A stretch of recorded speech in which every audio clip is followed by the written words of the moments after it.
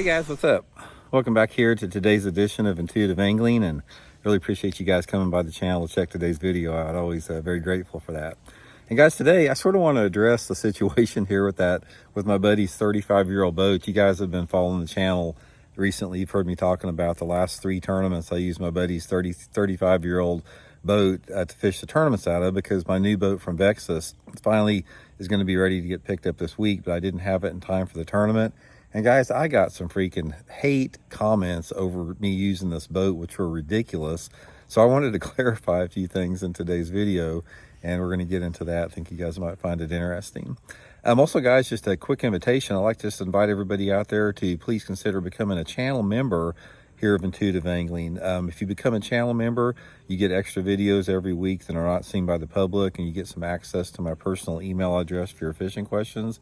All you have to do is go to my YouTube homepage, Intuitive Angling, and you'll see a little thing that says join on the front page there. Just hit that for information and get you all set up there. So really appreciate that, and appreciate everybody that's become a member so far. Really appreciate that. Okay guys, I have got over this past me using my buddy's boat that I've been talking about how, you know, the thing's 35 years old and it's got a bunch of issues with it. It's like, and you know, it's had everything from, like, I had to have the aerators replaced. It had, you know, the electronics weren't working on it. I had to have some work done on the motor. There were some problems with the wiring. And at this last tournament that I fished at Lake of the Ozarks, I had some major problems with the fuel line. It's like the fuel lines wouldn't work. The bulb would collapse and the motor would die. Just a bunch of different issues. And guys, I had so many people out there. It's like, first of all, it's like, Randy, I can't believe you're sitting there dogging your buddy's boat. And it's like, he's nice enough to let you have it. And then other guys said, why'd you borrow that boat with so much on the line? It's like, that's the most stupid thing I've ever heard of. So let me clarify a few things. First of all, my buddy, we've known each other since we were kids, and we fished together out of canoes and everything. It's like, he fished with me when I had the junkiest leaking boats in the world. We've been together forever.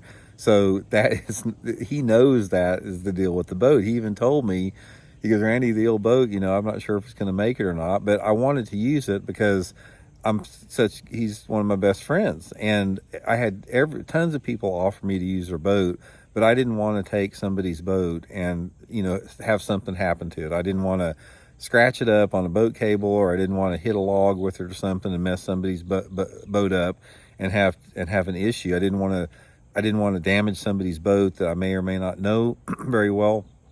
So I didn't want to have to deal with that situation. And I knew with my buddy's boat, it's like, you know, we know each other so good. If something happens, that's just part of it. I'll take care of it, and it's no big deal. But I didn't want the drama that was potentially associated with everything else, borrowing somebody's else boat. I do appreciate all you guys that offered me your boat. Guys, I probably had 100 people offer, you know, for me to use their boats. I thank you very much for that, but that's one of the reasons I didn't. So that's the big reason that I didn't. It's like, I knew going into these tournaments that it was going to be a limitation. I wasn't going to have any electronics. The console electronics didn't work. So, you know, all he had is 2 little 5-inch hummingbirds on there, which I got to have dang reading glasses to see anything. So I couldn't even read what it said anyway. So I basically was flying without electronics for the last 3 tournaments. And the old boat only runs about 48 miles an hour wide open. I didn't want to push it wide open, so I ran it about 40 everywhere. And it took me back to the old days. It took me back to my days when I had pieces of crap boats. I did, guys, for years. I had boats that broke down constantly and leaked. I remember what that was like. And so it sort of took me back 40 years ago, which was sort of cool. But I made the best out of it. I mean, I still caught enough to qualify for both championships on it. But it was just amazing how much vitriolic hate comments I got for me deciding to use my buddy's boat in this particular situation. And it's like, there's so many guys out there, guys, they would bitch about anything. They would bitch about it. Didn't matter what it is, they're going to twist it around and find something to bitch about. It's like, this is a prime example of it. But anyway, guys, I'm going down this week to Vexus and pick my new Vexus aluminum boat up.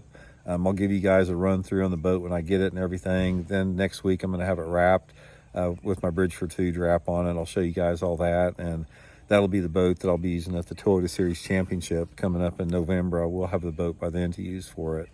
But anyway, guys, appreciate y'all following the channel. I really appreciate that, and we'll talk later. See you.